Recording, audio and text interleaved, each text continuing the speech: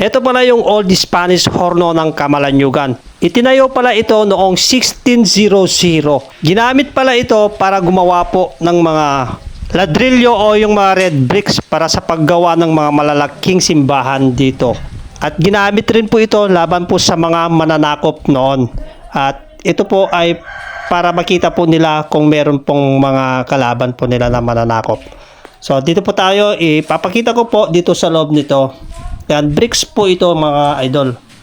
Yan, napakataas po. Mamaya tignan naman natin sa labas at pupuntahan po natin sa taas. Sobrang luma na po to mga boss. Ayan po yung mga bricks, oh. Wala pa si lolo ko noon dito nung tinayo to. Grabe.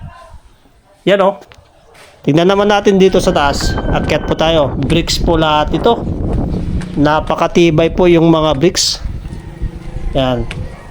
Pero may bitak-bitak na rin po yung mga kon nito.